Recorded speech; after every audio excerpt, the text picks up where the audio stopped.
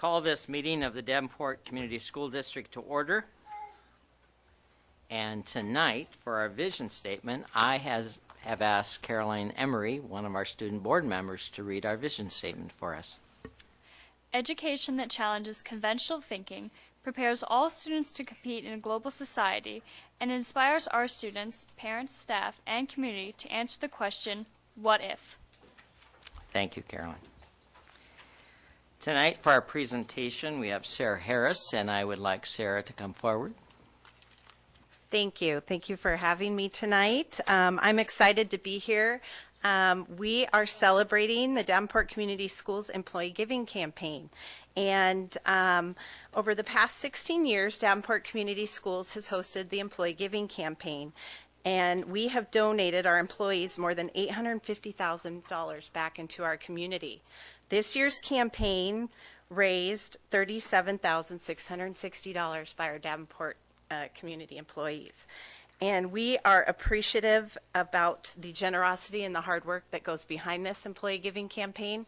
And we're excited, I'm excited to be here tonight to celebrate the people that make it happen and to thank our employees for all the hard work that goes into this. Tonight, I would like to present Smart Intermediate with an award for the largest gift amount raised by a school. And that was made possible by Kara Faw and Keegan Boyd with the leadership of Cammie Swenson. So, there you go, yay!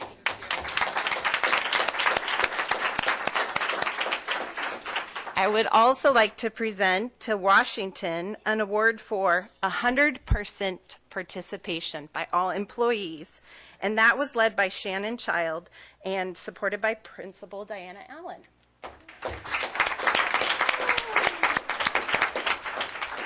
So on behalf of all the people, including our schools, students, and families who receive support and critical services through the charities, thank you.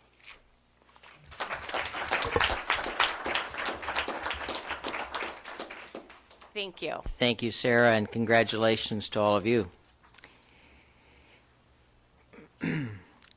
Our showcase, Dr. Tate, would you introduce our showcase, please? Eisenhower Elementary, Dr. Jake Klipsch, and others. So, Jake, welcome.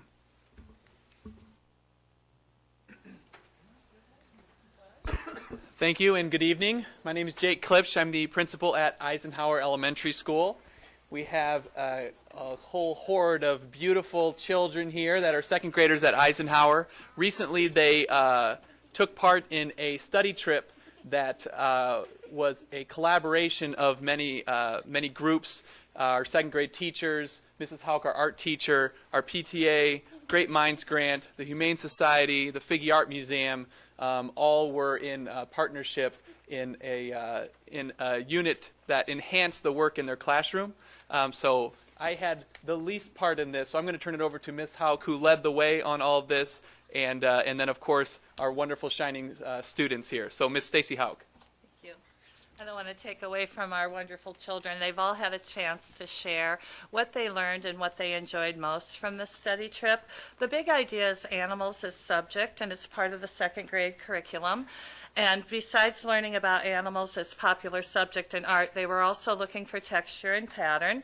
And so beyond what they've done in the classroom, and some of them have brought their beautiful paintings to share, they were able to go to the Humane Society and take their donations. Now, oftentimes children bring donations to school and they don't see where their food for the hunger drive goes, and mittens and scarves. So we took the bus to the Humane Society and all the children took in their donations, and I'll let them tell you about that, but it was very touching. And then when we arrived at the Figge, they had 3 rotations at the Figge. First they saw a film on Henri Rousseau in the John Deere Auditorium, and then their rotations included docent-led tours looking at artwork with animals as subject, making artwork in the studio, and the Arctica room, which is a room to explore, and I will let them talk about that. But I do want to thank Great Minds and Eisenhower PTA for funding this field trip, and you can see their enthusiasm. It doesn't get any more fun than second grade.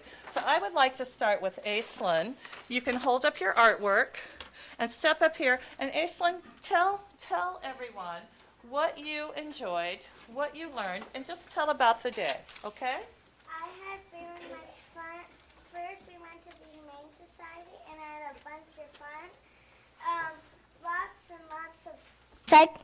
second graders were there. Like all of the second graders were there except some were absent because they were doing stuff. And there was so many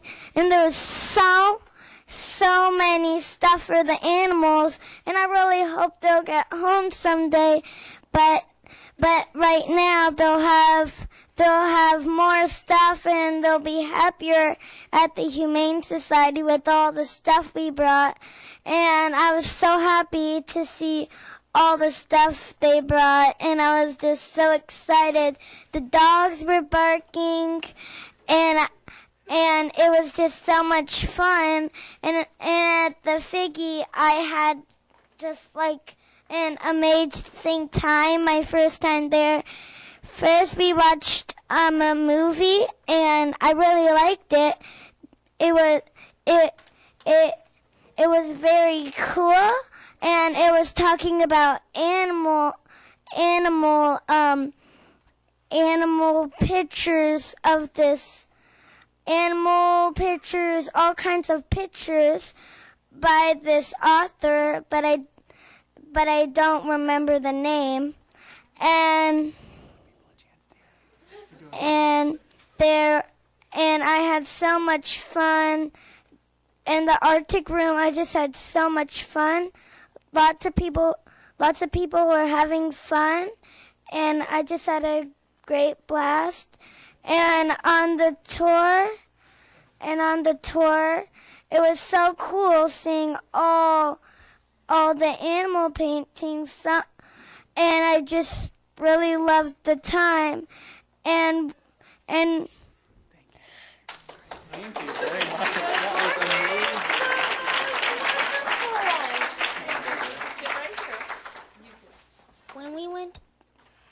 when we went to the Humane Society, it was fun that we got to go to the Humane Society. We got to donate food to the animals and take a picture and post it on Facebook. Thank you. Thank you, Corbin.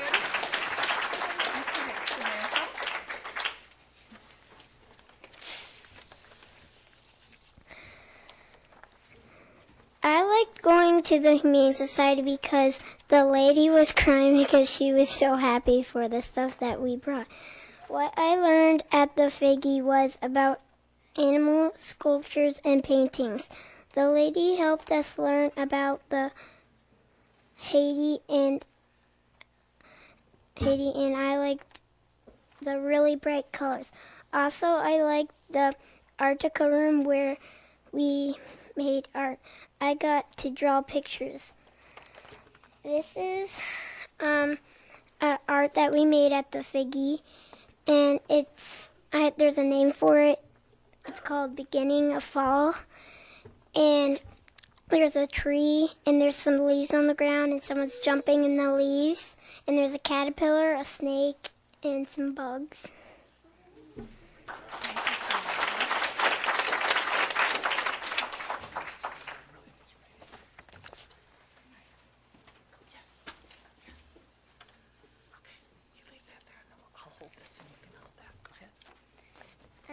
First, we went to the Humane Society and donated stuff and got a picture. And then we went to the Figgy and we made our pop-up animals, and mine's a monkey in space. She said you could use your imagination. And I also liked the Arctica room.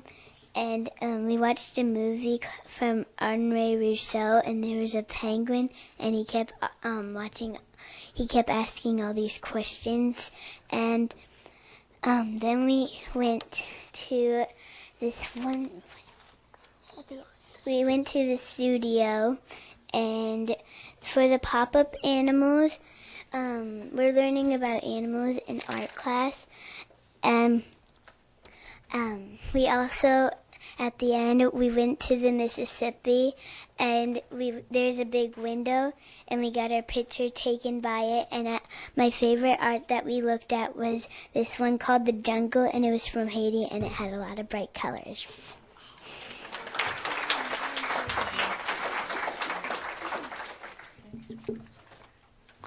I wrote this. We got on the bus and went to the Humane Society first. Then we went to the Figgy. It was very fun. We went to lots of places at the Figgy. First we went to see a movie in Italian leather seats. Then we went to Studio 2 and made our own art there. It was fun. We also ate lunch there, too. After lunch, we had a very, very fun recess. I built a 2-foot building there, too. Last we went on the tour. My aunt did the tour. Then we went to home on the bus.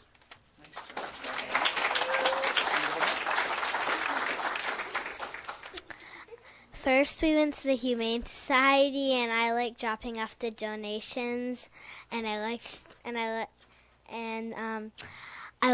that we got to drop the donations off, and I heard the dogs bark a lot, and we got our picture taken, and then we went to the Figgy where we got to we first got to go to the John Deere Auditorium, and we got to see a movie on Henri Rousseau, and then we went to Studio 2, where we made art, and it was pop-up art, and we used model magic to make the animals for it. Then we had lunch, and it was in Studio 2. And then we went to the and then we went on a tour, and that was the end. And then we had our picture taken again, and then we left. And I liked going on the field trip.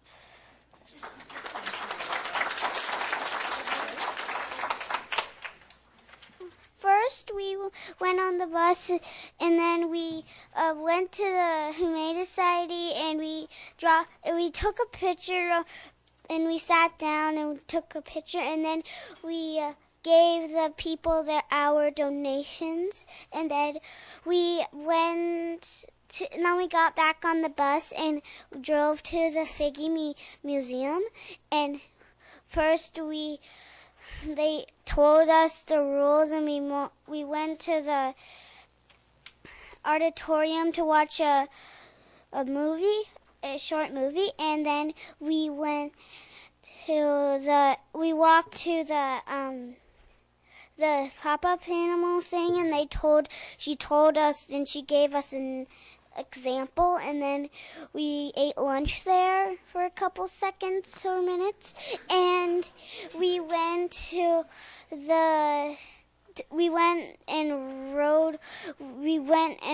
go to recess, and you can make a mural of yourself, and you could build blocks, you can play on the computer and draw, and then we went to figure out, we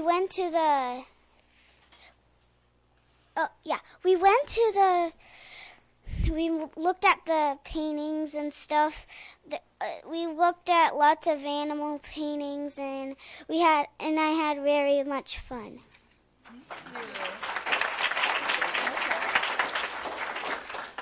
I want to thank all the children and families for coming tonight, and you can see I have the best job in the world. Thank you. Before you sit down, board members, do you have any comments or questions that you'd like to ask the staff or the children? Director Sherwood. Yeah, first of all, you kids are just incredible. As most of the audience knows, we don't get paid in money, but this is how we get paid. It's just amazing to get to see this. Every time we have a board meeting, we're awed by the talent and precociousness of our kids. You guys are just terrific. And I want to tell you, Stacy, I've admired your teaching for a long time. You're one of the heart and soul of this district, and we appreciate you. And Jake, as a young up-and-coming administrator, you're just doing a bang-up job, and we appreciate that too. Director Defoe, did you have?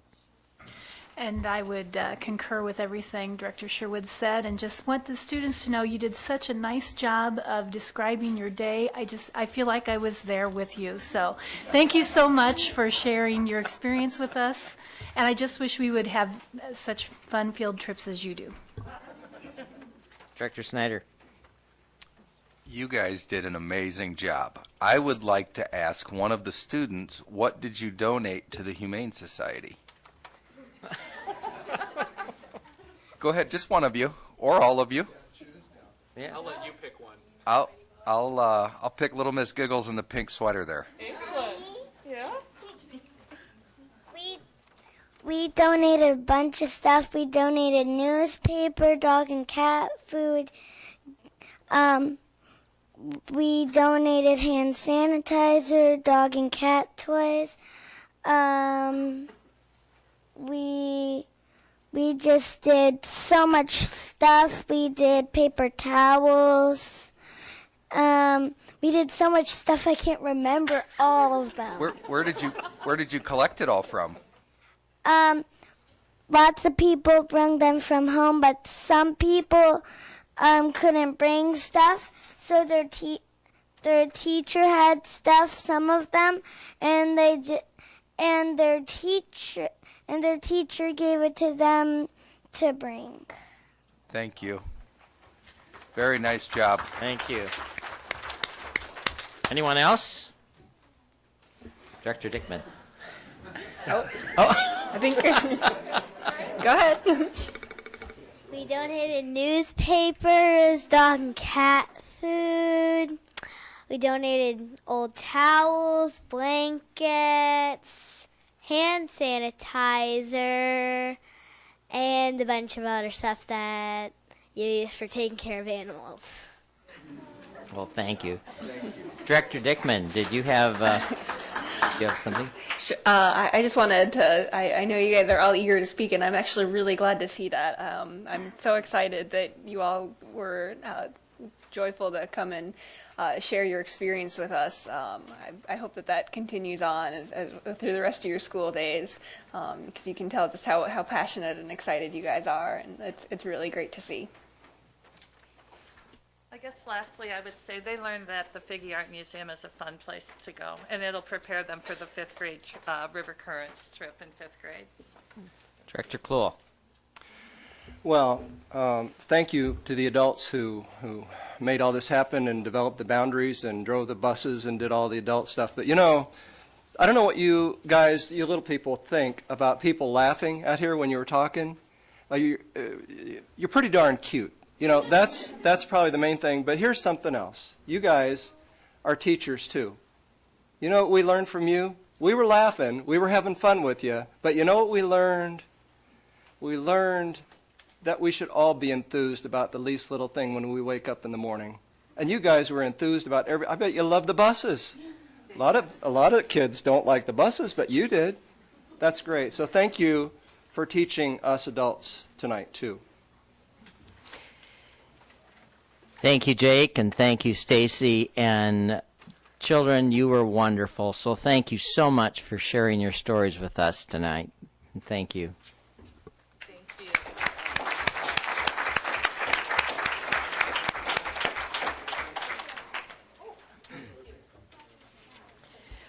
I wanted to let the audience know that President Johansson is on a business trip today, and he is going to be phoning in during part of the meeting this evening. But I will be filling in as Vice President this evening. Our next item on the agenda is communications, and tonight I am going to have Director Snyder read A through H, all the communications issues. On December 17th, 7 o'clock p.m. is Kimberly Center graduation at the Galvin Fine Arts Center at St. Ambrose University. On December 23rd through January 3rd is the winter break. January 6th at 5:30 p.m. is a Committee of the Whole meeting, ASC Jim Hester Boardroom. January 7th at 3 o'clock p.m., Legislative Advocacy Meeting, ASC Executive Boardroom. January 8th, 4 o'clock p.m., Policy Committee, ASC Executive Boardroom. January 13th, 7 o'clock p.m., Regular Meeting, ASC Jim Hester Boardroom. January 20th, closed for Martin Luther King Jr. Day. And January 27th at 7 o'clock p.m., regular meeting at the ASC Jim Hester Boardroom. Thank you, Director Snyder. Now it's time for open forum. Open forum is a time for members of the community to give input at a board meeting regarding school district issues or concerns. Individuals who want to speak should fill out an open forum request and give it to the board secretary prior to open forum. The board will not act on any issue presented during open forum if it was not published as an agenda item. The Iowa Open Meetings Law prohibits action on any issue that is not on the agenda. The president will set the amount of time allowed for individuals to speak during open forum. The board asks that no charges or complaints be made against individual employees of the district or community during open forum. Remarks that reflect negatively on the character or motives of any person will be called out of order. And tonight we have one request, and that is Randy Moore. So Randy, would you come forward, please? And Randy, you have 2 minutes. And could you please state your name and address? Hi, my name is Randy Moore, and I live at 6211 Utica Ridge, Unit 101 in Davenport, Iowa. Thank you. Thank you for the opportunity to come this evening. What I wanted to speak briefly to the board about was the decision that you need to make concerning Annie Wittenmeyer. I don't have any children that are in the school district. My children don't even live in the state anymore. But I am here representing, I'm the president of Iowa American Water Company, and I'm here representing from the business perspective. I had an opportunity a few years ago to go through the school and to look at the work that's being done in the school. While I was there, I ran into a young man, and that young man is the reason that I'm here tonight. He had gotten into some issue. I don't remember what the issue was at the school, but the teacher had taken this young man out into the hallway, and the way the teacher was conversing with the young man was so impressive. It wasn't a disciplinary scenario, but it was a situation where the teacher was explaining to the young man what he had done, why it was wrong, what he needs to do to perhaps better himself. A couple of years later, after I'd had a chance to go through that, I was back out at the Family Resources, and they were having an event. And in the event, this young man was making a presentation. He was so articulate, he had developed so well, and I was extremely impressed by what had happened during his time while he was at school.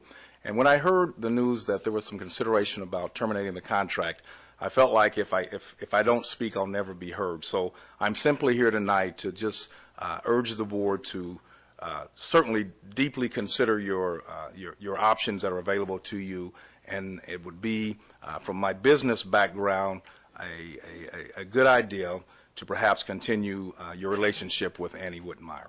So thank you very much for your time. I appreciate it. Thank you, Randy.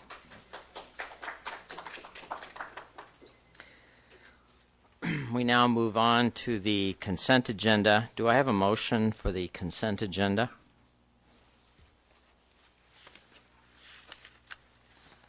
Mr. President, Director Kluhl. I move that the consent agenda be approved as written.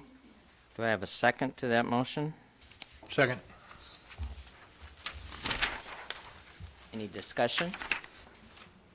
I'll call for the vote. Director Kluhl. Yes. Director Sherwood. Yes. Director DeFaw.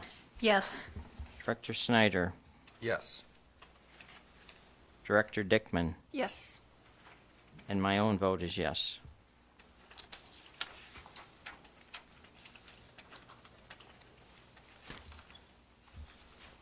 The next item on the agenda is the approval of bills.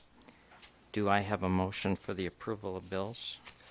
Mr. Vice President, Yes, Director Kluhl.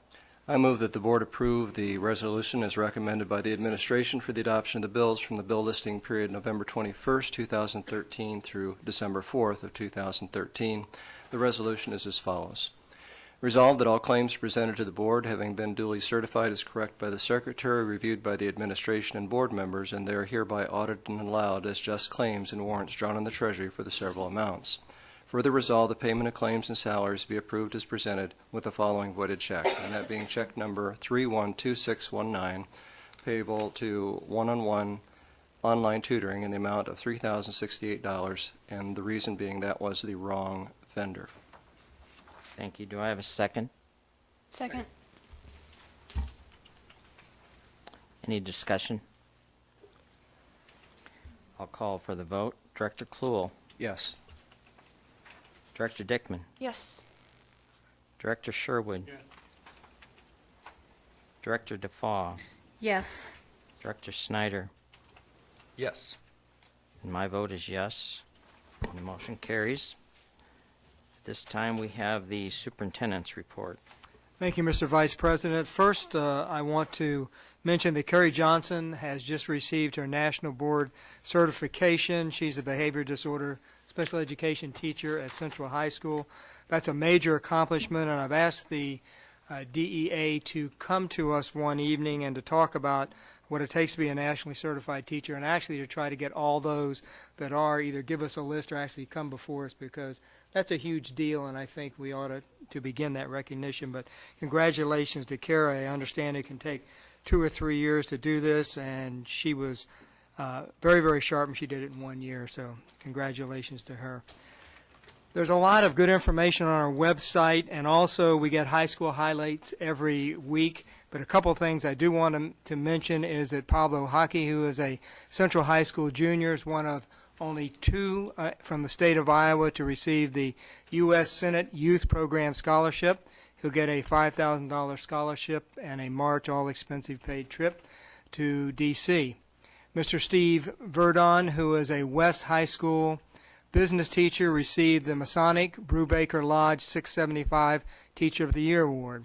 Again, just a few things to mention. When you want to really see what we're all about, go to our website and look at some of the great things mentioned there. I'll turn to our students, and Cameron, I'll start with you.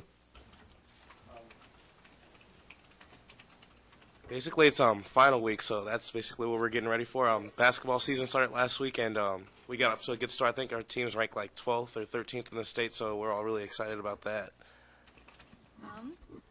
Well, just last Tuesday, the Northwest and Central had their holiday concert, and I was very pleased to see a lot of the directors there, so thank you for coming to that. It was a pleasure to see you.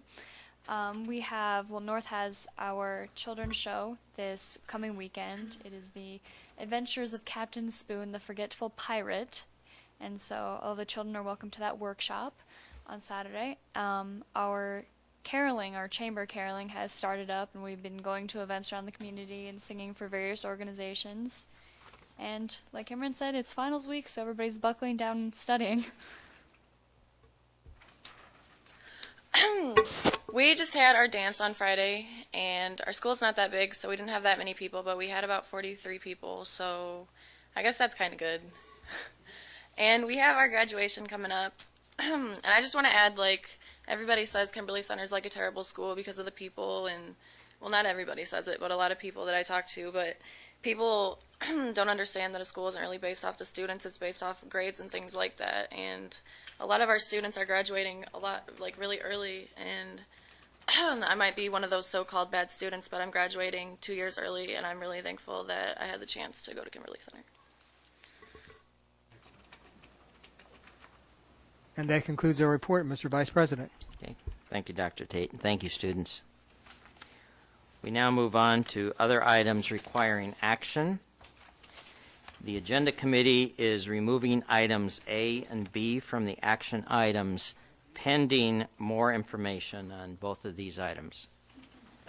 So that moves us to item C, 28E Partnership Agreement, St. Ambrose. Do I have a motion?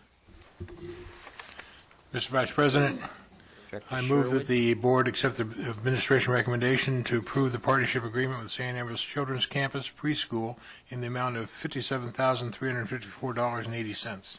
Thank you. Do I have a second to that motion? Second. Thank you. Any discussion? Director I Sherwood? just have one question for Rachel or whoever's here. Kathy Schulte. Okay, Kathy. Kathy?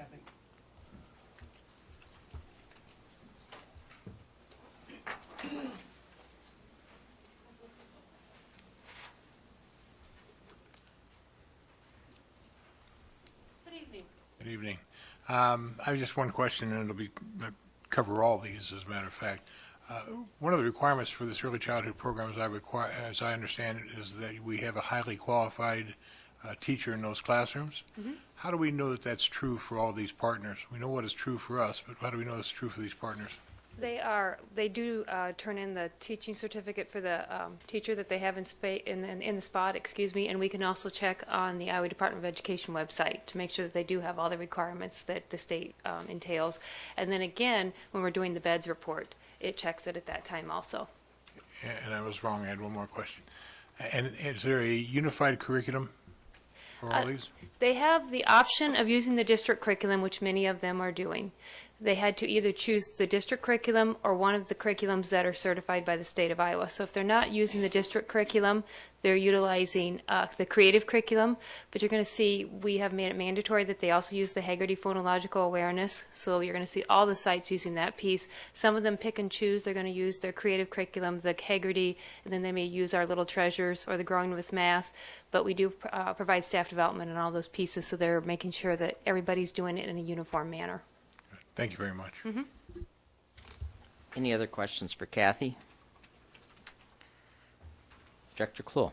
Kathy, could you talk about what those dollars buy at those preschool buildings? Absolutely. The majority of those dollars are utilized for staff, for materials, for the curriculum. That would be where the majority of the dollars go. There are some restrictions. For example, they cannot utilize those dollars to pay for snack. They can utilize 5% as an overhead to pay for some of the administrative pieces that they have in place. But again, the majority of the dollars are utilized for the students, the direct instruction that they receive. I'm curious what we receive in terms of our administrative costs for managing that program on behalf of the state four-year-old program. You know what, I'm not asking for a specific figure, but are we adequately compensated for our time? We can hold back 5%. The state requires us, allows us, that is the state guideline, that we can pull back that 5% from the total amount in the total pot. So we do take that whole amount. Okay, so the preschool itself gets 5% for administration, and then we get 5% as well. We take 5% right off the top before it gets flowed through to our partners. Okay. Yeah, that's the only question I have for Kathy. I have one other question, and these are pretty much follow-through dollars for the state four-year-old money, right? Correct. Okay. Thank you. Okay. Any other questions for Kathy? Director Sherwood? I don't want to have the impression we don't appreciate these folks doing this, because we do. It's important work. Just want to make sure it's a high-quality one. Thank you. Absolutely.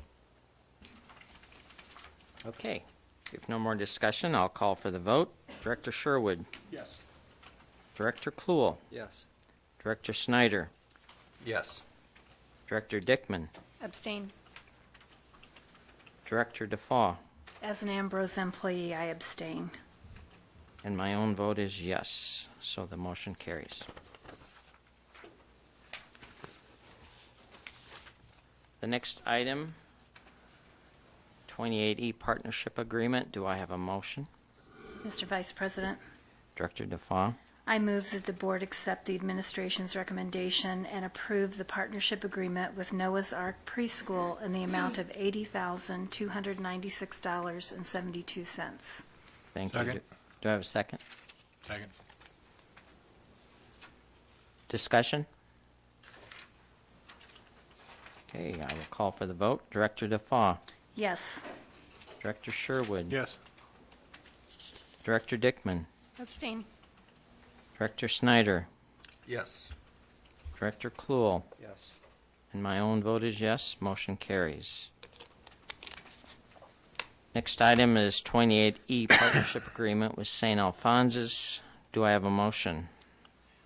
Mr. Vice President, Director Kluhl. I move the board approve the partnership agreement with Alphonsus Early Learning Child Care Preschool in the amount of $54,487.06. Do I have a second to that motion? Second.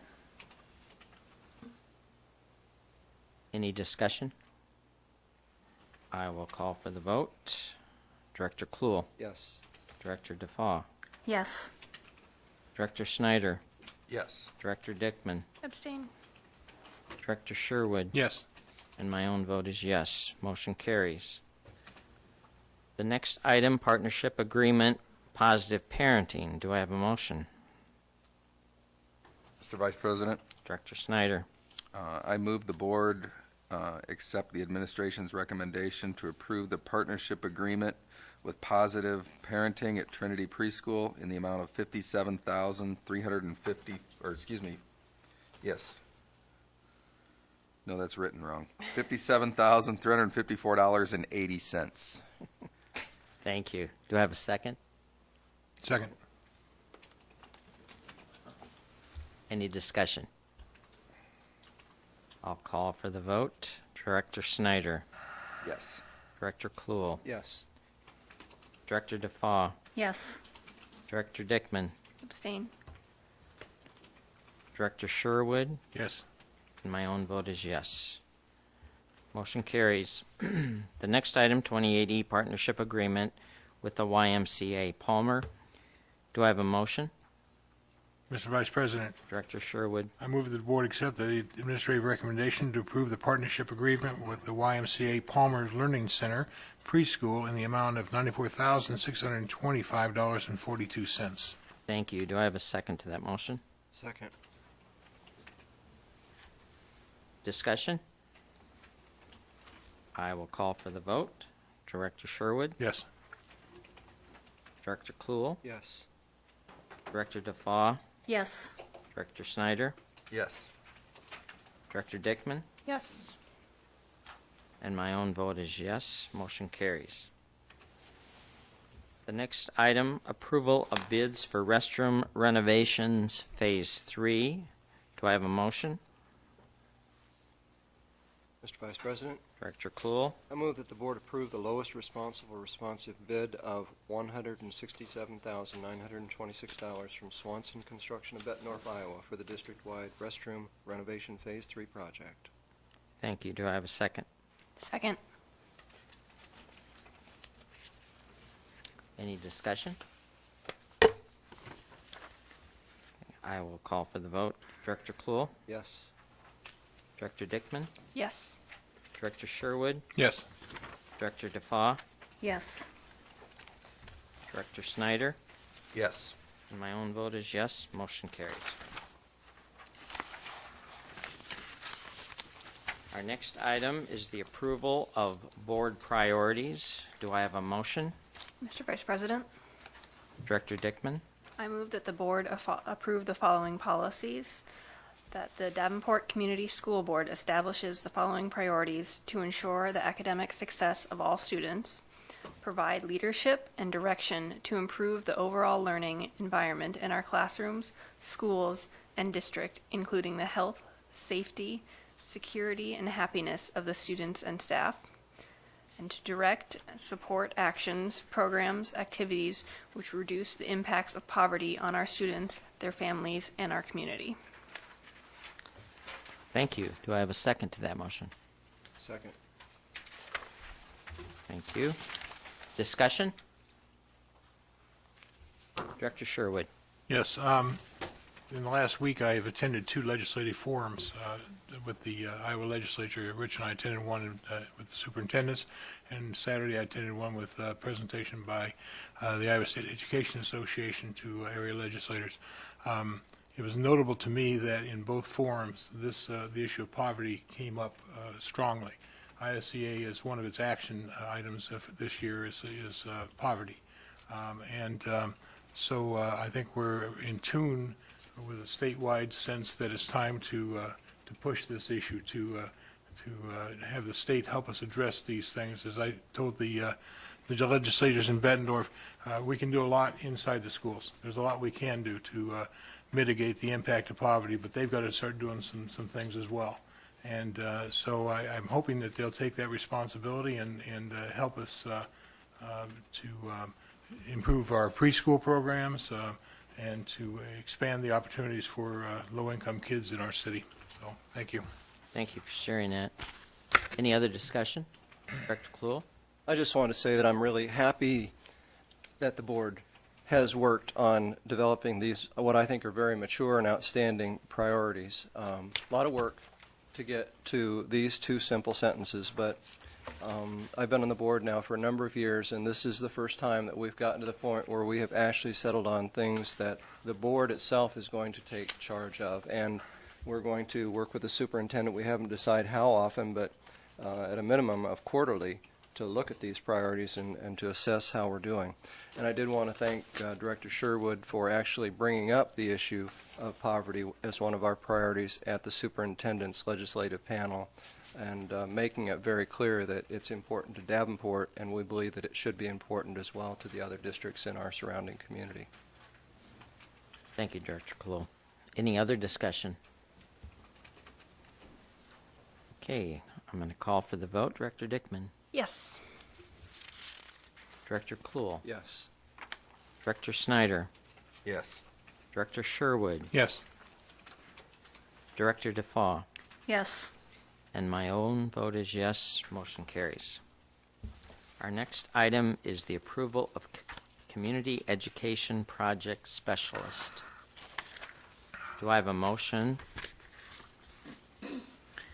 Mr. Vice President, Director DeFaw? I move that the board accept the administration's recommendation and appoint Sarah Harris as the Community Education Project Specialist to direct community education in the Davenport Community Schools District, which qualifies the position for SAVE funds, Secure and Advanced Vision for Education funds, previously known as the Local Option Sales and Service Tax, as allowed in the currently approved revenue purpose statement and pursuant to Iowa Code Section 276.10. Thank you. Do I have a second to that motion? Second. Thank you. Any discussion?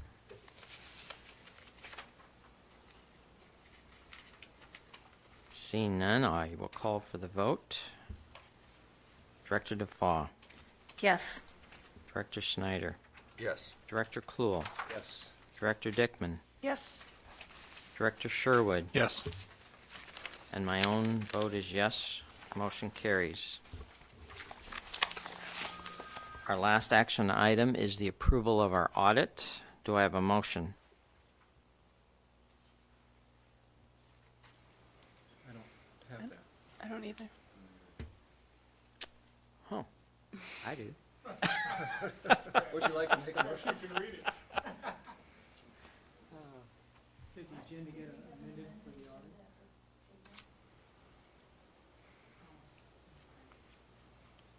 Did the agenda get amended, though, to include it?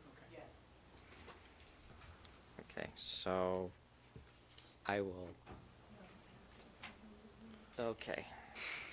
Director Snyder, would you read that for us, please?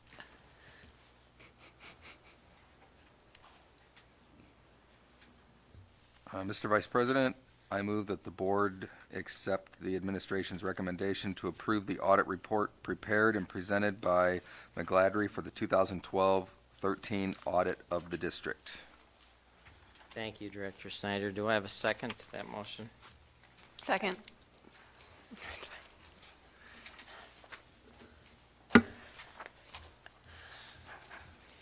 Thank you.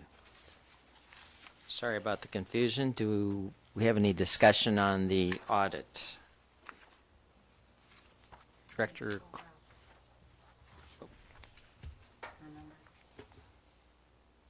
You're going to call him now? Director Kluhl, did you have something? Just a point of order. Has this been adequately posted? Yes. Prior to the meeting? Yes. Because it wasn't posted with the board, obviously. It was not included in the packet because I didn't get notified until after the packet was picked up from my office at 3 o'clock. However, the posting, both to the paper and on the board in the lobby and out to all the newspapers, that was included. And I sent an email to the board notifying it, my lack of actually putting it on the board table tonight. So all postings have been, That was my it's concern. you don't have to be concerned about it. It was already taken care of.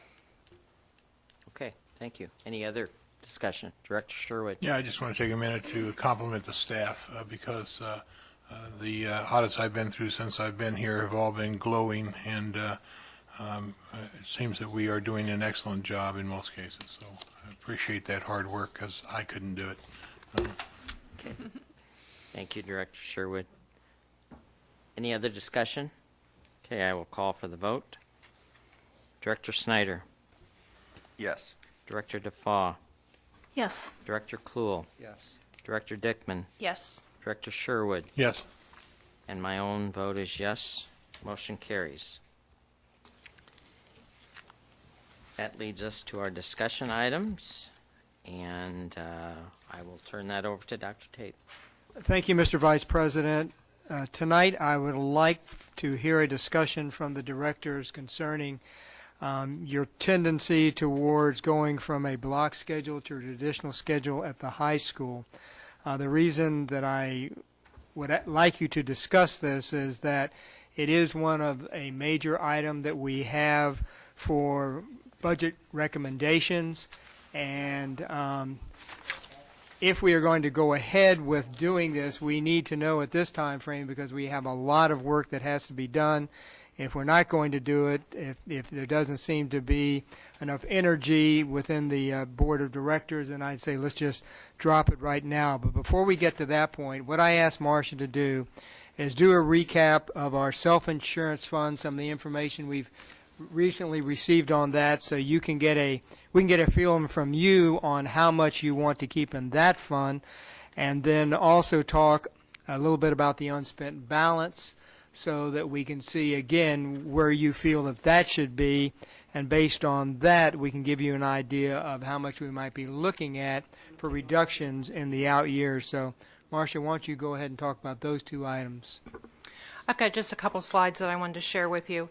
The first is talking about the Health Benefit Plan Reserve, and we do have an administrative regulation, 305.04, that coincides with board policy. And in that regulation, we said that the target reserve amount will be set at an amount equal to 6 months of the estimated maximum annual plan year cost. And so I worked with Tim Kearns to determine what that amount would be. And our projected maximum cost for 2013-14 is just a little bit over $28 million. So a 6-month recommendation would be about $14.2 million, and our June 30th, 2013 fund balance was just over $29 million. We also wanted to highlight the potential future impacts to that health benefit plan. Coming up with the Affordable Health Care Act, there will be no longer pre-existing conditions, so we would accept people into our health benefit plan that could be coming with conditions that were previously exempted.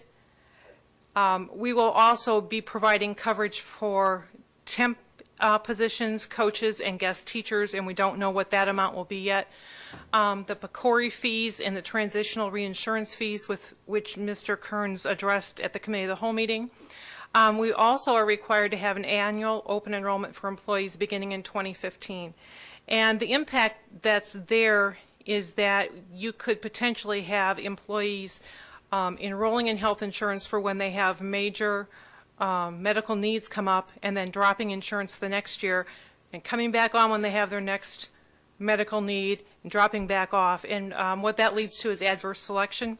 Adverse selection leads to higher premiums. So we're not saying that will happen. We just wanted to make sure that you understood some of the potential future impacts. And then also there's some potential internal costs that the district could be incurring, administrative and programming costs, and again, that's all due to the Affordable Health Care Act. I wanted to give you an example because I've had several questions come up, and I'm on not exactly sure how the health benefit plan reserve works, so I wanted to give you a visual here. If we were to look at 1 month's funding, what we start out with is in the general fund, say that a month's funding is worth $1 million. So we have $1 million that equates to the premiums for our employees. What happens then is we take that $1 million from the general fund and now we put it in the self-insurance fund.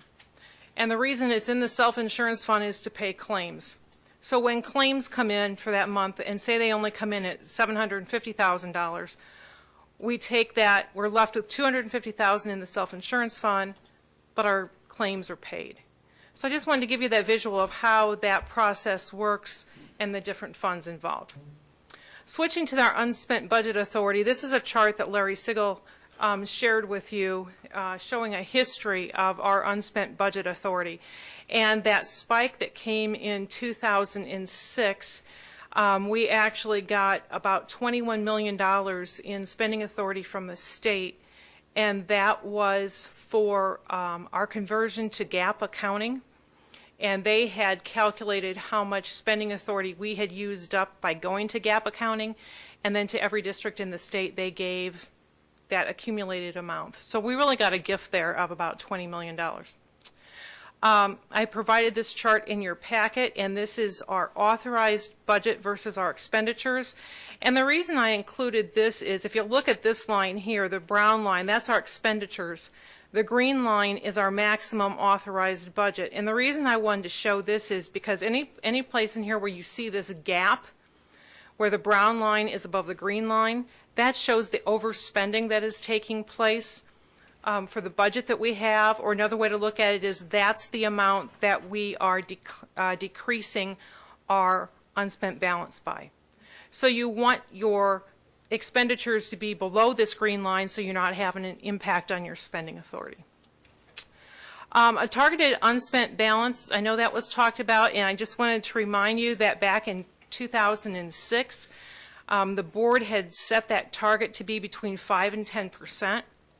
In 2012, we had a discussion, and it was discussed that we either set it at 5% or set it at $500 per student, and that was based on the following information of a chart. And we would be a large district, and the $500 per student would be where you would set your average of your unspent balance. So if we set it at $500 per student as a target, that would be almost $8 million, which is what we have talked about in discussions before. If we set it at 5%, then we would be just a little bit over $8.5 million. Larry Sigel recommendation was setting it between 5 and 10%, and the average of the UEN districts is 11%. So that's just to give you some options as to where you might want to set that target for our unspent balance. We have several different options on how we can reach that targeted amount that you would choose. Here are several different scenarios of budget reductions and what the impact would have on that unspent balance. Several different on if we would reduce $2 million each year for the next several years, if we would reduce it only in 2015. You can see that above the gray line there, there's really only two options that give us a positive unspent balance by 2017, and that's if we reduce $2 million in each of the next several years, or if we reduce $3 million in 2015 and then $1 million in 2016. If we were going to reach the target of $8.5 million, we would have to reduce $3.5 million in 2015, $2 million in 2016, and then another $500,000 in 2017. And if you'll remember, 2 years ago when we started the conversation on budget reductions, we had estimated it was going to be between $3 and $3.5 million for the next several years. And this is playing right into that we're on course yet for needing to reduce that much if we want to hit that target of then when we were talking between $8 and $8.5 million.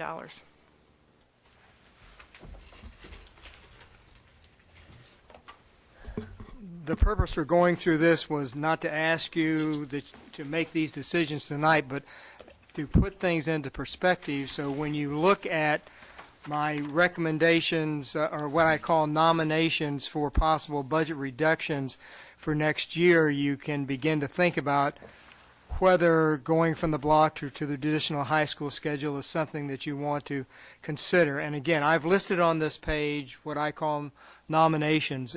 We had talked about beginning in January with me coming in and actually defining specifically what these are and looking at the impacts. So I'm not ready to do that tonight, but I know that these are order of magnitude savings which you could take.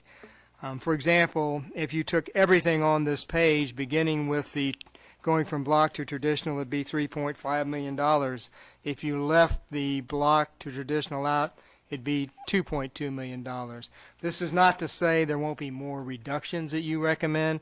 It's not to say that I won't bring in more reductions. I'm just trying to, again, give you what are current nominations that we've talked about the last 2 times we've talked. So, again, I don't know your comfort level with telling us about going from block to traditional, but if we're going to do this, we need to begin it almost right away.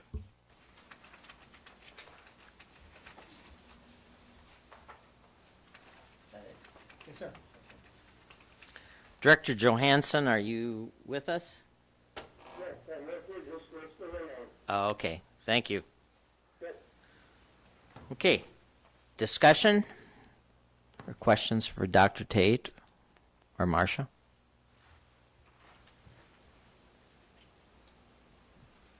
Director DeFaw. I'll begin. In looking at the list of potential cuts, I think at this juncture that it's premature to remove anything from the list. And looking at the report that Marcia's provided, am I correct in interpreting that the $2 million you reference is sustainable, renewable cuts that we're talking about and not one-time hits to our insurance fund? With that in mind, I think that we have to be open-minded and not take all the tools out of the toolbox before we get started. I know that the public has and our students have very strong opinions about block versus traditional scheduling. And quite frankly, I haven't reached a conclusion for myself, but I do know that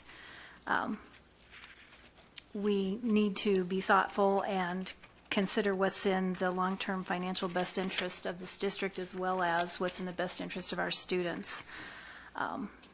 There's a lot of trepidation about the possibility of change, but I'm just not convinced yet that it should be taken off the plate. Okay. Any other discussion, questions? After hearing all the comments that the board has received about community preferences of block versus traditional, I am concerned that if we switch to traditional, that may end up costing the district in the long run by having students open enroll to students that do, or to districts that do have the open or the block scheduling. That and the very majority community opinion that the block schedule is preferred. I would be very uncomfortable at this point voting to change to a traditional schedule, but I don't know if I could say that I would entirely rule it out. Okay. Thank you, Director Dickman. Yeah. Sherwood. Marcia, this year we got 2 plus 2, and then next year 4% from the state. What happens? ISEA is asking for 6%. I think we're talking in that neighborhood for UEN as well. The administrators asked for 4, and then Director Kluhl aptly told them that should not be considered a cap but a floor. And does that change the picture at all if we continue to get better funding?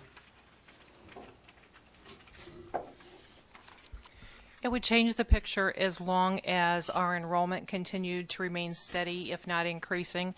If enrollment were to decline, then obviously we would not see whatever percentage of allowable growth that the state gives us. But if it were to remain steady or increase, then definitely that would have an impact.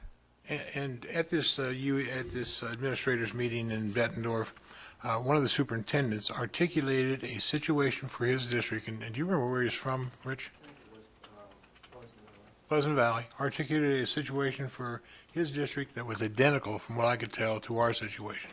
And he traced it back to an action of the legislature that helped cause this the spending authority problem to develop. So that was raised with the legislature, and in our situation, is this something that evolved from the actions of the legislature or our own bad behavior? I would say both. And I would add to that, on top of that, also declining enrollment. So it would be our overspending, the declining enrollment, and then the legislature contributing to it with cutting our funding. But was there an event 10 years or so ago, which is the impression I got from him, that and how they funded us that caused part of this problem? Yes. There was. Okay. So it would be appropriate to ask for a remedy from the legislature in that regard. Be nice. Okay. Thank you. Thank you, Director Sherwood. One other point. Yes. As far as this list, we had a building utilization report from the superintendent in the packet this time. We still have several buildings that are almost 50% utilization, one that's under 50% utilization. And we're not talking about nickels and dimes here if we have to make these kinds of cuts. And instead of nibbling around the area where we're making direct impact on the classroom or with the student-teacher relationships, I would like to see a little more creative thinking about how we might rethink how we distribute our resources in this district. We have dang near the same number of buildings as we had when we were much larger as far as student population. I think it's maybe time to rethink how we restructure ourselves to be more in line with the size that we are now. Thank you. Other discussion? Director Snyder? I've got a whole laundry list of things, but one thing I would like to find out, if I am not mistaken, the Davenport School District switched from the traditional schedule to the block schedule somewhere around 2006.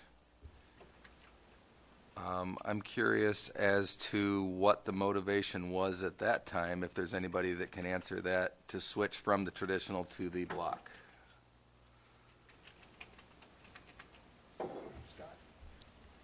A little bit of the knowledge base that I have from the Central teachers, because Central was the first building to move over, and I believe that was in 96 to maybe 98.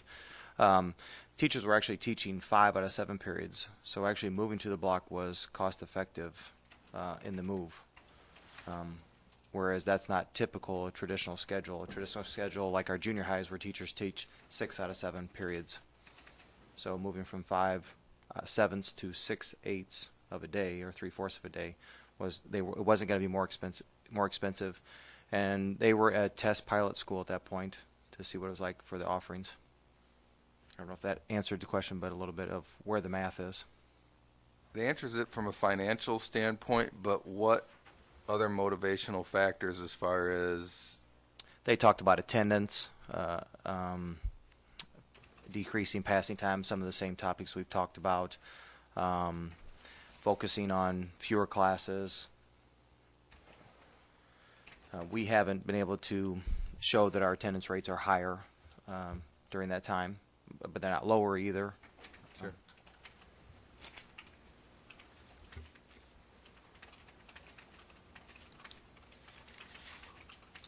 Do you have others? Okay. I do, but I'm going to save some of them soon. Okay. Director Clue? Well, starting with unspent balance, the board in 2006 agreed that we felt that 5 to 10% in unspent balance was the appropriate amount. I still feel that that's where we need to target ourselves. I think we talked about 5%, but I think our target remains, as far as I'm concerned, 5 to 10%. It seems prudent to me. The question about how to get there, what our glide path is, I'm very concerned, as we all are, about the amount of cuts that we've been talking about at $4 million a year for several years in a row. I want to be careful about how we approach this. I agree with Director DeFau that nothing goes off the list at this point. But there is a critical balance. There is momentum moving forward in terms of education that I think the board needs to be very careful about in terms of the changes that we make that could be very circumstantial in terms of moving the momentum of where we're going with achievement and district of distinction, and I don't want to damage that direction forward. And I would like to think that we will be successful in talking with our legislators about allowable growth. Now, we did say, or I did mention, that 6% is a minimum for the next 3 years. That's where we need to be. But frankly, that's probably unlikely. But it's not unrealistic, and I wanted to make that clear to the administrators and the attorneys that were there at that meeting, because we are in a situation here, and we're not alone with this. There are other boards around the state talking on Monday and Tuesday night about the very same situation that we're in terms of being under duress with inadequate funding. When Iowa is funded at 37th in the nation in terms of per pupil funding, you have to recognize that something's out of line. And that's the consideration that we're being given. Now, we are at 26th in the nation in terms of teacher pay. So thank you, legislators, for what you've done to help us there. But in terms of per pupil funding, we're still at 37th. And how can we do education reform with that kind of funding? So the superintendent does want to know where we stand in terms of block schedule versus traditional, and I want to help with that, but I'm afraid I'm not a lot of help because I have talked with a number of people, including Ron Napper from West High School, who wrote to the board. And North High School. Is he from North? North. North. Who wrote to the board and said, you know, I feel very strongly, just as you feel strongly about the block, I feel very strongly about traditional. And it was very, very interesting for me to hear his perception, because my feeling is that teachers are able to develop relationships with students in a 4-block schedule that they can't do in a 7-block schedule, because you're running a great deal more kids through a classroom when you're running a 7-period day, of course. But he said that he could develop better relationships over a year's time than the short semester period of the block, which I thought was very interesting. But the majority of people, and I think it's an issue of how a teacher teaches, the personality of a teacher. I think some teachers could perhaps develop better relationships over a year versus over the shorter time with a 90-minute period. But for myself, I still see the value of a 90-minute period block as being very important to the successful education of our students. And I would not want to disrupt that relationship. On the other hand, we're talking of millions of dollars that need to be cut from our budget to get us to the point where we're at 5 to 10%, 5 to 10% of unspent balance. And so I'm not, as Director DeVal said, willing to take it off the table at this point, but I found it interesting that we will not be able to really increase class size and move to a traditional schedule. They would interfere with one another. I found that interesting. I hadn't thought of it that way. So I would certainly like to hold back on moving to the traditional schedule. However, that's as far as I'm willing to go at this point. Thank you. Director DeFau. Sure, and I'm sure our students would like to chime in at some point too, but a couple observations, because I do have 2 students currently in the block schedule, and I've spent some time reflecting on that and what I think the impact would be for their learning. And I guess in my personal experience with the block, one thing that I found challenging is that the block does inhibit scheduling flexibility. With 4 classes, quite frequently, there's one section of a specific class offered. And so if it doesn't fit into your child's schedule with other specials that they may have or other requirements, they're just out of luck. They have to wait till the next term, or in some cases, as much as the next year. You know, I literally have seen students that take Spanish 1 first and second term of freshman year and Spanish 2 third and fourth term of their sophomore year. That's not tenable. That doesn't make for a good learning environment for our students. The traditional schedule may actually give students more flexibility in that more sections could be offered as specific classes. I also think that possibly moving to the traditional schedule would allow us to have a conversation about our physical education requirement and whether or not we should allow marching band, show choir, and varsity athletic participation to count as a PE credit, which in turn would give another schedule slot open to students to take another elective course that they would choose.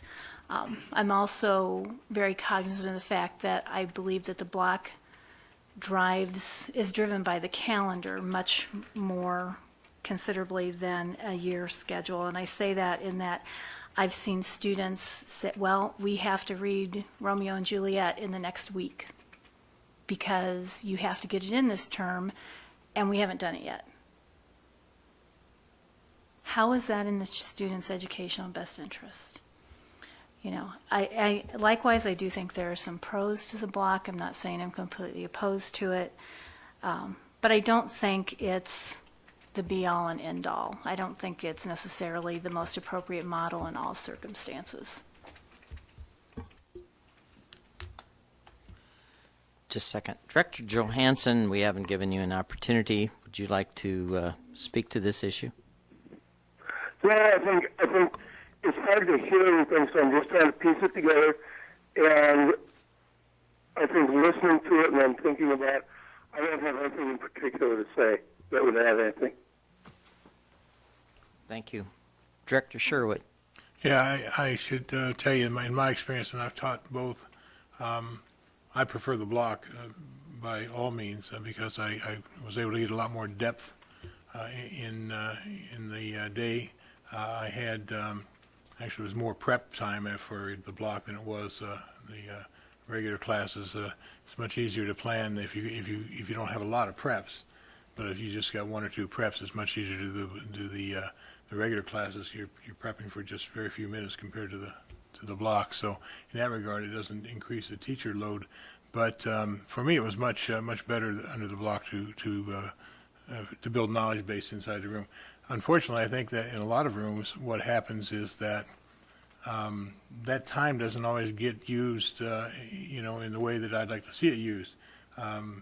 Some teachers give unsupervised homework time at the end of that block, and now if you're coaching and you're doing your job, then that's terrific. But if you're just sitting and grading papers while the kids are working on homework, that's not a good use of that instructional time.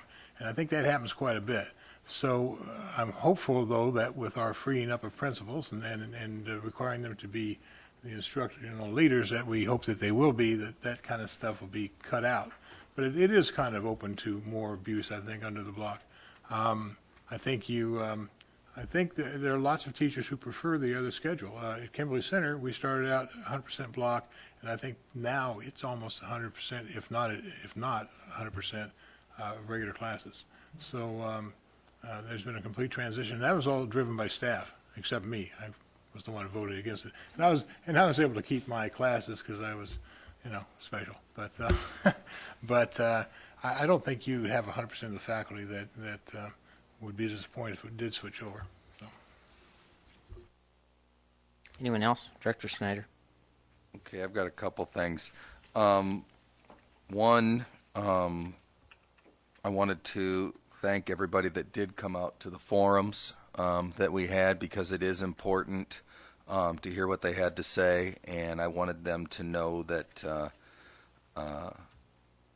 that they are appreciated for taking the time to come out. The people that spoke at that were overly for keeping the block schedule. Overwhelming number of people wanted to keep the block schedule. I heard a lot of pros and cons to both sides, and I had a lot of pros and cons, and I still am yet to be completely decided. But there are a couple things that I wanted to bring to light to as to what's going on or where my train of thought is, but a lot of students said, a traditional schedule would never work. Well, it has worked in the district. In fact, that's what we've had for all but the last 7 years in the history of the district. So, yes, it is manageable. I heard a lot of student concerns that there would be too much homework, because you'd have homework for 7 classes. Yet, if you think about it, you're doing 2 classes worth of work in every class. And because you have so much or so restricted time to get that class in, you also have 2 classes worth of homework, any given night versus your 1 class. So, I mean, it does work. The traditional schedule does work, but the block schedule, I think, too, is driven, the block schedule makes a lot more sense than a traditional schedule with certain classes. If you're in a science class or with labs, you have more time to do those labs, to do those important things uninterrupted. There's a lot of people that are going to lynch me for this, but I am a huge supporter of the music programs at the high schools. But any student that is in band, orchestra, or choir, 25% of the time they spend in the walls of that school is in a music class. 25% under the block schedule. That is a lot. That is time where they're not in a math class, they're not in a science class, they're not in a literacy class. They are in music class.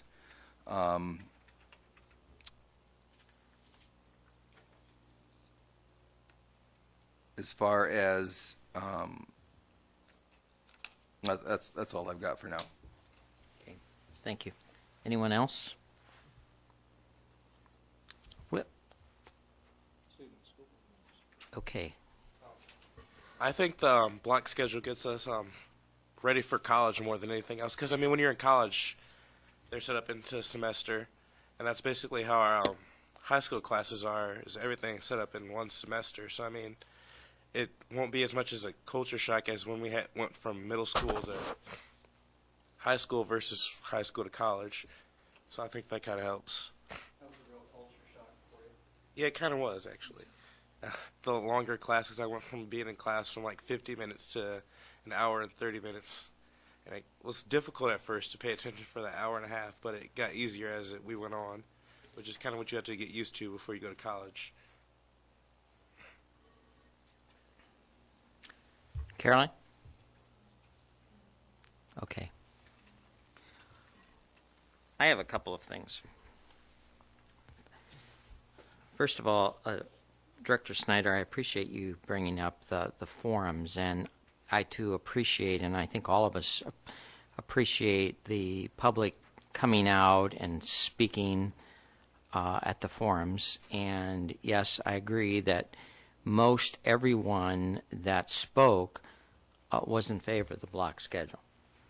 However, with saying that, I also picked up from several people, both students and adults, that they really didn't have a good understanding of why we were even talking about the block schedule, that several people kept saying, well, what's the board going to do with the money if we have money? And the fact they even, some comments were, oh, are they going to pocket the money?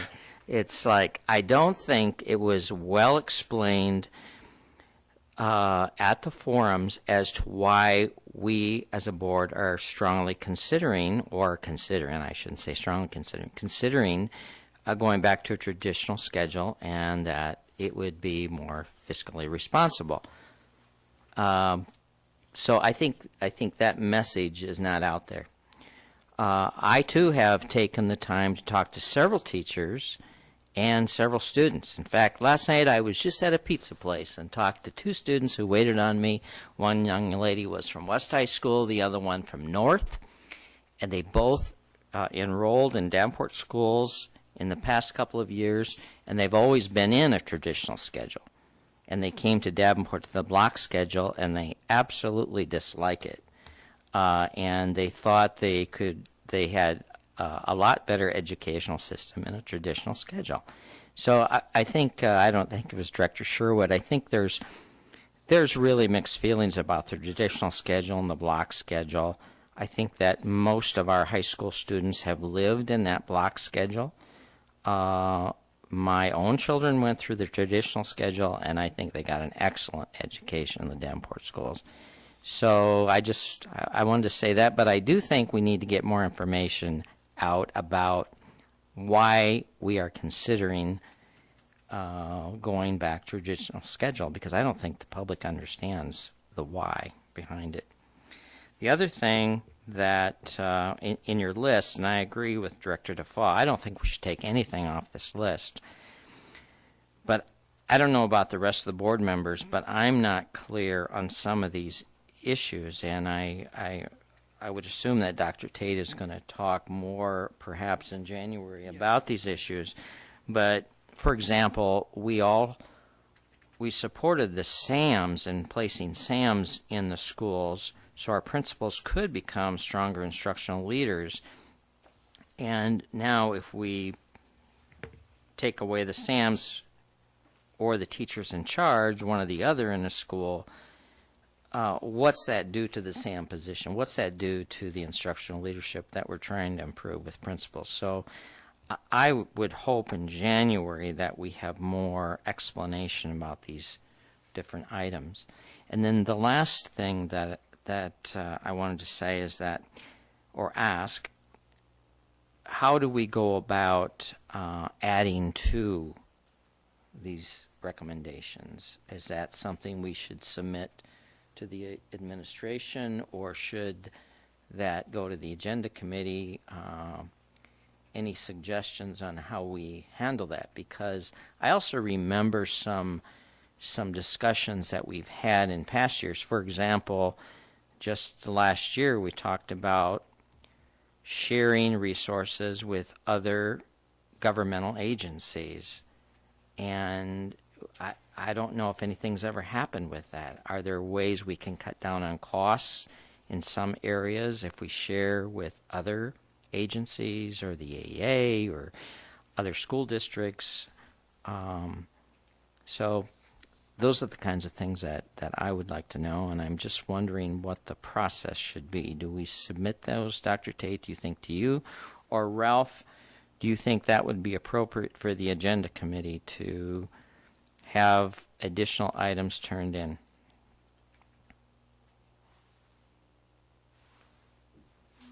Ralph?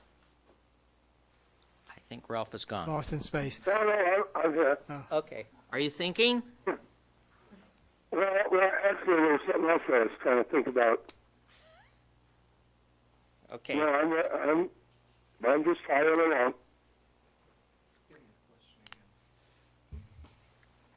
If board members have additional items besides what Dr. Tate gave us for consideration, do you think how do you think we should handle that? Should those items go to Dr. Tate? Should they come to the agenda committee so we could have some additional conversation about other items? Or I think the easiest is to send the questions to Dr. Tate, and then he can have administration follow up and answer the questions, and then we can have an additional discussion on the subject. So I think that would be the best. Okay. Dr. Tate, do you feel comfortable with that?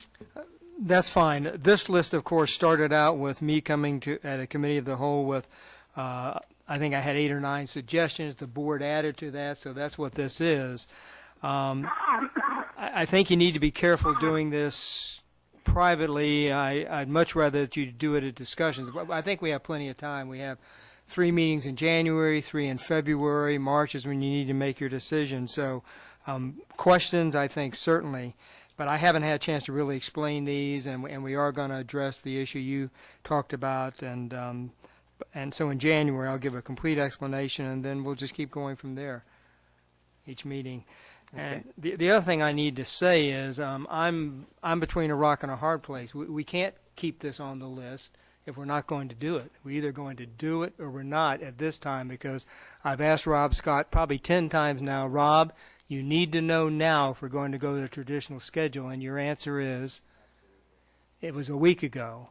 And again, we've each year we've kind of come upon this, and so I would say that if you think it's still viable, what you could say is, Tate, start earlier next year, and let's have the discussion earlier and make a decision earlier on whether to go to a traditional rather than a block scheduling. But I can't keep this on the list and keep going, because it's either we do it now, meaning before we go on break, or we have to wait at least another year. I'm sorry to put you in that position, but we kind of arrived here because this is the thing, you have to be a year and a half out. Yes, Director Johansson. If that's the case, I would ask the superintendent if there's a sense of urgency if we actually put it on the agenda for the next meeting and made a decision. Is that soon enough, or would we need like a special meeting and just, excuse me, just to make that decision? We really needed the decision last week, as I told Dr. Tate. We're already meeting with the 8th grade students. Remote scheduling will start immediately when we come back. So they're doing all the paperwork, getting everything ready. So they would need to know, because it affects the amount of courses they're going to choose. So it could be for a school year, a year and a half out. We could decide. But if we're going to decide it for next year, we need to know. We do need to know tonight, if that's possible. No, leave off if that's possible. We need to know tonight. We need to know tonight. Okay. I say it's possible because if you tell me to do something, I would figure out a way to do it. But it's not. It would be a lot. People would be doing double work. Our teachers, our counselors, our students would be filling things out twice. We would be going back to them and saying, okay, now the schedule has changed. You have to refill out your student request. It would put a lot of additional work on a lot of our staff. Thank you, Rob. Director DeFaa. So what I hear the administration saying is that we've missed the curve already for this coming school year, because if we were going to do this in a timely manner, we would have done it last spring and not in January or December. That would have been good, and if we go ahead, springtime would be when we should do it. Again, if tonight the consensus was, hey, we're going to the traditional the traditional schedule, then we could do that, and we could do it by consensus, and then you'd vote on it. I'm not hearing that. I'm hearing people saying I see pros and cons, so I don't see the consensus is here to go to traditional. Director Sherwood. Yeah, no, I'm not prepared to change until. I mean, it's really this is a cart and a horse kind of thing, or cart and a horse thing. And I think, I don't know what Nikki's implying, but I'd be much happier to to make this decision for next year after I know what the state's going to do with allowable growth and what things are coming down the pike. So I'd prefer this discussion in the spring for the following school year. Dr. Snyder. Yeah, I absolutely cannot make that decision tonight for one simple fact that I would need to know exactly how this would play out for the kids that have their schedules already planned for graduation as far as hitting their requirements. Because on the block schedule, one of the downsides or plus sides, I guess, depending on how you look at it, is you may not have a math class. You may have a math class the first part of your junior year and not have another math class till the second part of your senior year. So depending on how they planned out their schedules as to when they're going to get their required courses in, going to a traditional schedule absolutely may not work for some of those students. I would need to know how that's going to lay out and play out for those kids, as well as one big factor that we heard at the open forums is how that would affect the dual enrollment program at North High School. because that was sold to those students that it's an ideal fit for those kids because of the block environment. So there's way too many things that I would need to make myself feel comfortable with switching that to make any decision tonight. Anyone else? Vice President Kennedy. Yes, Director Johansson. Clearly, there can be no decision made tonight by anybody.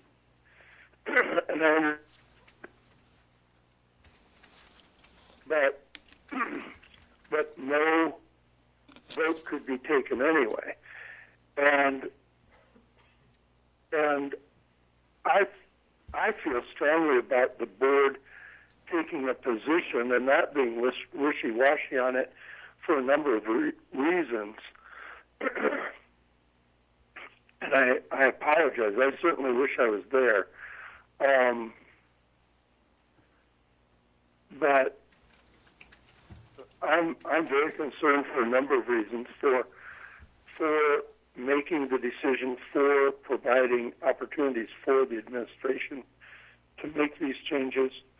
I think that we can't possibly have, we have chicken and egg problems here where if we ask the administration for enough information, they can spend all their time working on what the solutions are before we're willing to make a decision.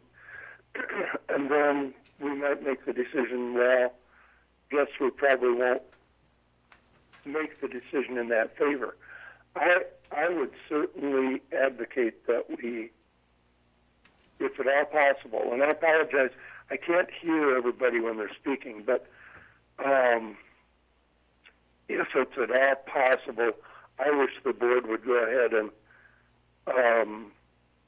put this actually to a vote and make a decision rather than just a consensus.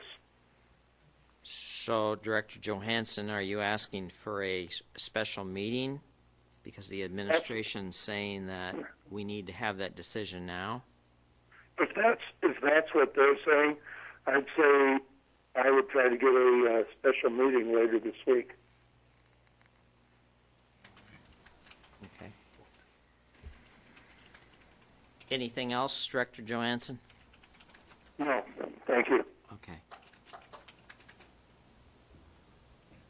Director Kluhl, looks like you have something to say. Well, I did before President Johansson spoke about having another meeting. If we can, I don't know how much information we're going to gather between now and later this week. Myself, I'm convinced that due to the fact that class size increases, which I would support, given the times, would counteract the $1.3 million that could be saved through moving to a traditional schedule. I certainly don't think that we can ask administration to move forward given the public response so overwhelmingly in favor of block scheduling. I don't think that we can move this quickly this year because certainly the public is not ready. I'm reluctant to continue this conversation on into next year as well. I think the board needs to make a decision. But if administration truly needs the board's input at this point, as Director Johansson has mentioned, I would not support it for this year because I think that we can find the funding in other ways. So if pressed, I would try to assist the administration in doing what they need to do by saying that no, I would not support moving to the traditional schedule. Anyone else? Director DeFaw. Again, given what the administration has expressed as a very tight time frame and even myself not being comfortable making a definitive choice tonight, or even it seems to me the only option that we do have is to direct the administration to come back in the spring with some thought as to what a model would look like and more specific information so that we can make an informed decision. We know from past experience that when we have forums, most frequently we're going to hear from people who don't agree with our decision making or the decisions that are before us. I've seen people at this board table dismiss the very strong opinions of others because they didn't happen to agree with them. So I think, again, it's short-sighted for us to remove it forever. I'm willing to consider withholding it this year, pending further conversation. I do agree with Director Kluhl that it looks as if class size increases could negate the move from block to traditional, but again, you're going to hear from a whole other group of people that are going to be insistent that anything more than 18 children in a kindergarten class is detrimental. And so when do we make a hard decision? We have to cut at least $2 million of sustainable cuts. If we have to make some hard decisions. Anyone else? Well, I would agree. I am not ready to make a decision tonight whether we reduce the block schedule or go to a traditional schedule. I think I need additional information, but I do think if the administration can have this information ready for us by spring so we could make a decision and vote on that decision sometime in the spring for next year, I would feel comfortable with that. So I think I'm hearing that from other board members also. Okay, any other discussion about the budget or block schedule? Director Johansson, did you have anything more? No. Okay, thank you. Okay, with that, we are ready to move on to policy review. And Director Defoe, it's all yours. Thank you, Director Crumwitty. In your board packets were two policies that are being presented for discussion. One is 60207, curriculum implementation. The other is 60208, curriculum evaluation. At first review, Julie had come to us with no recommended changes. However, in conversation as a policy committee, we felt that some of the detail that was included in these policies would be more appropriate as administrative regulation. And we're not prescribing what the administrative regulation should be, but we're simply reflecting that the bullet points that are contained at the end of both of these policies would be better as an administrative reg. So you'll see some, fairly significant editing of both policies. And I'll welcome any comment by the board. Any comments? Director Kluhl.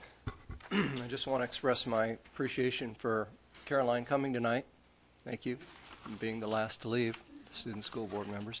But also thanks to the policy committee for removing administrative information from the policy and putting it where it's supposed to be. Appreciate that. Director Snyder. I don't know if we even can, but can we back up and allow her to say what she wanted to say? Oh, that I'm sorry. We cut her off? Caroline, yes. I'm sorry I didn't see your hand, and I think you had something to say about block schedule. Honestly, I'm very conflicted about this because I have to say I'm probably, in the eyes of all the adults here, very ignorant about the subject, because all I have to compare the block scheduling to is my high school career compared to elementary school, which the curriculum is obviously very different. But comparing it to what I did experience in middle school, in high school with the block scheduling, I have received a more in-depth education, and I am fearful, especially with the AP courses, if those students are going to receive as thorough as an education as we are now.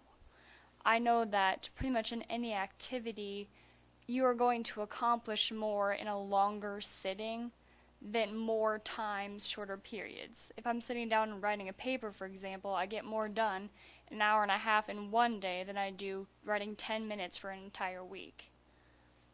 I just think it's just a more thorough class period, and as Cameron said before he left, that it does prepare you more for college.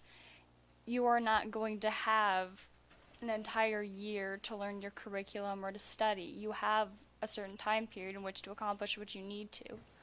And I don't think the block scheduling coddles us high schoolers like the traditional schedule might. That's all. Okay. Thank you, Carolyn. And again, I apologize for not recognizing you. Okay, and Director DeFaw, back to you. You were finished with the... I'm done. I'm just Okay. seeking input. Any input for Director DeFaw? Okay. Thank you, Director DeFaw. Dr. Tate, administrative reports? None, Mr. Vice President. Okay. Board reports or requests. I have 3 requests from Director Sherwood. I would like a report on what efforts we make to attract low-income and kids of color to our music programs. And from Director Sherwood, I would like a presentation by the tech department on a plan to correct the audio link when we have members call in. And from Director Kluhl, request discussion on moving the board to a paperless status. There are a number of programs available which would relieve the secretary and ourselves of mountains of paper. Director Sherwood. Just a couple of follow-ups. Rich and I attended the superintendent's meeting, and the AEA director called in. And I was stunned because I'm used to this technology, because it was like he was in the room. And he heard everything we said, and we heard everything he said, and it was, so this is doable. I think we need to come into the 21st century with this board table. So I just want to point that out. Winter concert, I think you were all there. Were you all there? But I was just, I've been 4 times. Nikki's been 212 times. But to take that group of kids from all 3 high schools and put them together, every year I expect there's going to just be big mess-ups, But they sound like the Quad City Symphony, and the chorus is just, astonishing. And so all that work, that's a ton of work. The staff and those kids, deserve a big pat on the back. It's an amazing thing. National Board certification. I know we're going to get a presentation. I would like this board to start considering and besides a pat on the back, how we can reward teachers who get this national certification on as a salary bump or however we do it. But it's a special thing. It translates into excellent teaching, excellent leadership in the district, and we need to tell the world that we appreciate it, and it's a priority of ours. So I think we need to find a way to give them some money, some things. And I want to thank Mary for getting the flags replaced. That was a big deal for me anyway, and I appreciate her getting that done. And I had a conversation. I went to Humility of Mary facility for a Christmas party and an environmental discussion, and I had several people concerned about the lack of our recycling in the district, especially with plastic water bottles. And I started thinking about these, and when I was on city council, we were able to have pitchers of water and glasses for all those meetings. And I would hope that at some point we can do that and encourage that our schools start to get away from vending water, okay, for instance. We've got water fountains, and I don't know why we're throwing tons of these into the recycling stream when folks can drink out of the water fountain. So, thank you very much. Thank you, Director Sherwood. Director Dickman? I just wanted to take a moment to recognize that December 14th is coming up. I'm sure everyone remembers that that's going to be a tragic anniversary this year, and I just ask that everyone take a moment to remember those that were lost that day in whatever way you feel is most appropriate. Thank you. Anyone else? Director Snyder? Yeah, just to kind of reiterate what Bill said on that holiday concert, it was absolutely phenomenal. It is every year. Those kids and the teachers all do a remarkable job, and how they get all those kids to come together and make it flow so smoothly is absolutely way above my pay grade. I also wanted to, this past weekend was the Iowa State dance team competitions in Des Moines for the high school dance teams. I haven't been able to get with Coach Lisa at West yet, or Coach Meredith at Central, but I did talk to Coach Alyssa at North, and the North dancers received a Division I in their POM routine, which is a first for the school in the absolute history of the school, the first time they've ever received a Division I at state. So absolutely my congratulations to them. Thank you. Anyone else? Director Kluhl? Well, maybe you can't talk about the holiday concert enough. I wasn't going to say anything, but I feel compelled to, because it was wonderful, and having gotten there late, I got the premier seat down with the concert band directors, and so I was able to rap with them about some things. But seeing it from the level of the concert mistress there, the first violin, was pretty cool. Really enjoyed it. It's always amazing to have that wall of sound coming from those students in the vocal section, especially during Handel's Messiah. Just amazing music. So really appreciate it. And I hate to pick out one school in a multiple school event, but the Central High School Wind Ensemble that did a song called Angel in the Architecture was most amazing. Most amazing, way beyond anything that I would have expected a high school group to have performed. It was off the charts, outstanding, and brought the whole crowd to a standing ovation. So, but everyone did a fine job. It's also always a wonderful event of the season that our district, a district of distinction, is able to participate in and provide to the public a reason why Davenport schools are the place to be educated. Thank you, Director Kluhl. Anything else? Could I have a motion to adjourn this meeting? So moved and seconded. And seconded. We are adjourned.